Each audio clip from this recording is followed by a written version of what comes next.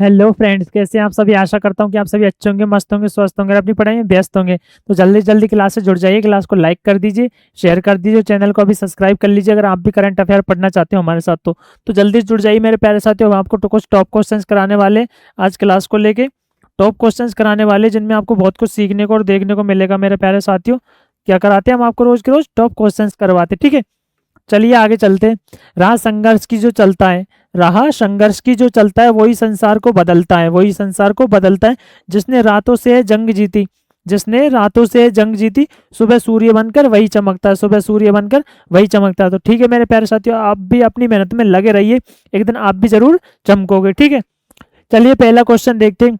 तमिलसाई सौंदर्य राजन ने अपने पद से इस्तीफा दे दिया, वह किस राज्य की राज्यपाल थी। जिन्होंने अपने पद से इस्तीफा दिया है, इन्होंने ये किस पद राज्य की राज्यपाल थी बताइए। तमिलनाडु, तेलंगाना, केरल या कर्नाटक। बताइए साथियों, चार ऑप्शन है आपके पास, जल्दी से जल्दी आंसर दीजिए। इसका क्या राइट आंसर दीजिए जल्दी से। तो देखिए मेरे प्यारे साथियों मित्रों, इसका राइट आंसर है तेलंगाना। बी इसका राइट आंसर है। क्या है बी, क्या है इसका राइट आंसर, तेलंगाना। क्या है तेलंगाना, ठीक है। चलिए डिटेल देखते हैं इसकी कुछ।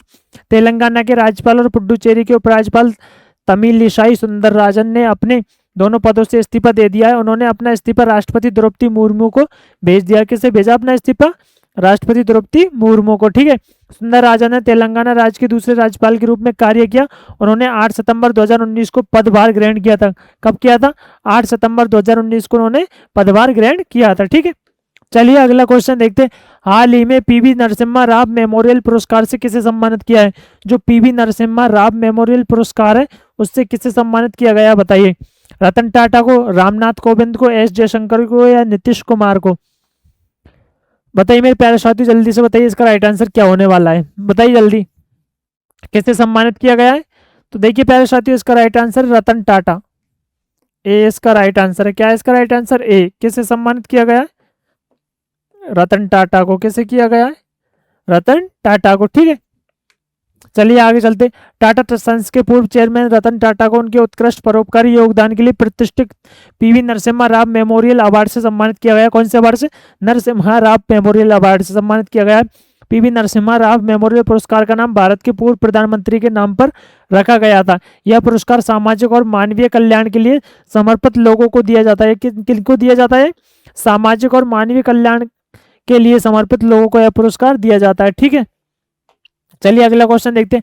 हाल ही में केंद्रीय माध्यमिक शिक्षा बोर्ड का अध्ययन किसने नियुक्त किया है।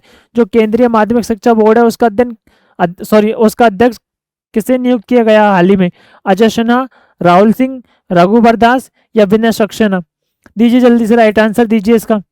बताइए, चार ऑप्शन है, अजय सिन्हा, राहुल सिंह, रघुवर दास या विनय सक्सेना। बताइए किसे नियुक्त किया गया है माध्यमिक शिक्षा बोर्ड का अध्यक्ष। जल्दी से आंसर दीजिए मेरे प्यारे साथियों, क्या है इसका राइट आंसर। तो देखिए मेरे प्यारे साथियों, इसका राइट आंसर राहुल सिंह। किसे नियुक्त किया गया है, राहुल सिंह को।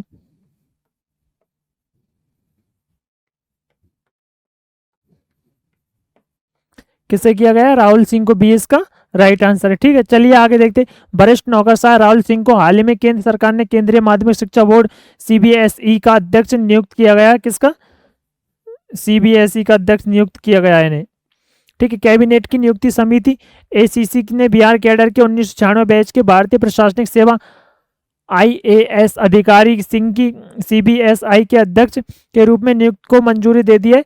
वह निधि छिब्बर का स्थान लेंगे। किनका स्थान लेंगे, निधि छिब्बर। इनसे पहले यहाँ के अध्यक्ष कौन थे, निधि छिब्बर थे, ठीक है। जिन्हें नीति आयोग में सलाहकार नामित किया गया है। नीति आयोग में क्या नामित किया इन्होंने, इन्हें सलाहकार नियुक्त किया है, ठीक है। हाल ही में अगला क्वेश्चन देखते हैं। हाल ही में प्रसार भारती के नए अध्यक्ष के रूप में किसे नियुक्त किया गया है। जो प्रसार भारती है उसके नए अध्यक्ष के रूप में किसे नियुक्त किया गया है बताइए। अशोक खेमका, सोनल गोयल या नवनीत कुमार सहगल या मनोज कुमार शर्मा। बताइए दोस्तों इसका राइट आंसर क्या होगा।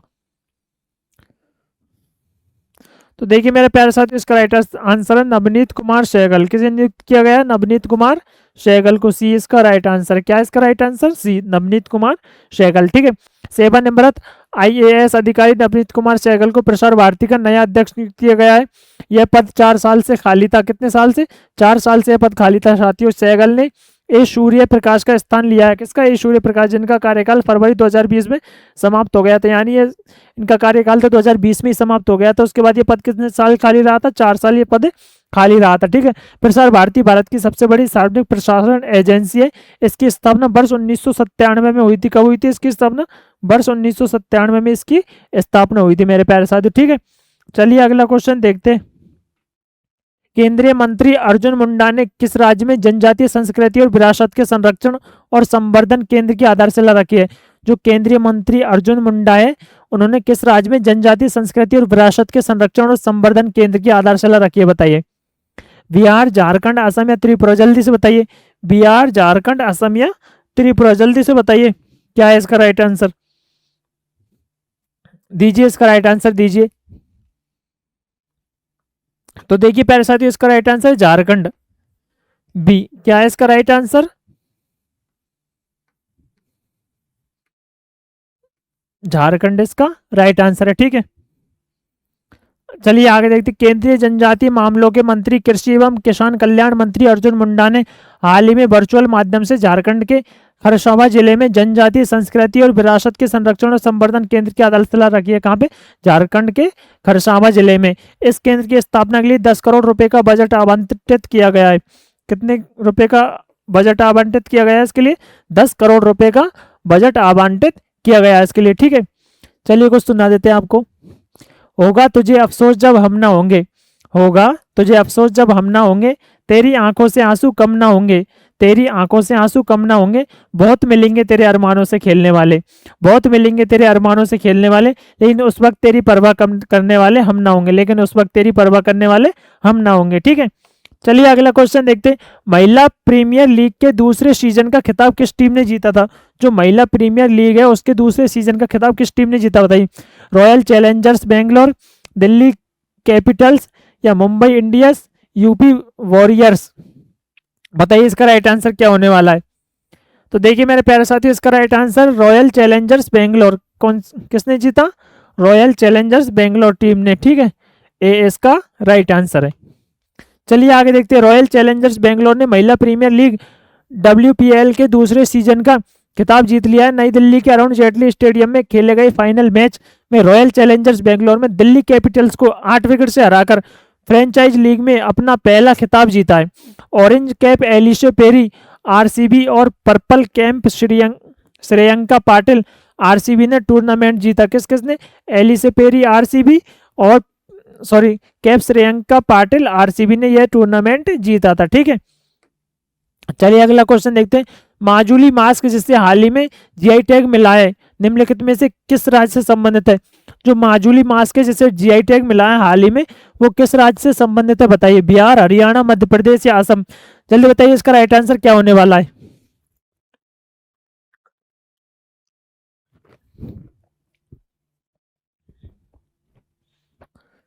बताइए इसका राइट आंसर क्या होगा। तो देखिए मेरे प्यारे साथियों, इसका राइट आंसर है असम, डी। क्या है इसका राइट आंसर? असम, डी इसका राइट आंसर है। ठीक है। चलिए आगे देखते हैं। भारत सरकार ने हाल ही में असम के माजुली मास्क को भौगोलिक संकेत GI टैग प्रदान किया है। माजुली राज्य सदियों से कला, संस्कृति और परंपरा का अद्वितीय भंडार रहा है। इन मुकुटों का उपयोग अक्सर दुर्गा पूजा जैसे त्योहारों के दौरान किया जाता है। GI टैग एक विशेष टैग है जिसका उपयोग किसी विशिष्ट भौगोलिक स्थान से उत्पन्न होने वाले उत्पादों की पहचान करने के लिए किया जाता है। जो GI टैग है ये एक विशेष टैग है मेरे प्यारे साथियों, जिसका उपयोग जो विशेष वस्तु होती है उनको उत्पादों को पहचान दी जाती है इसके लिए, तो उन्हीं के लिए इसका GI टैग का उपयोग किया जाता है। ठीक है। चलिए अगला क्वेश्चन देखते हैं।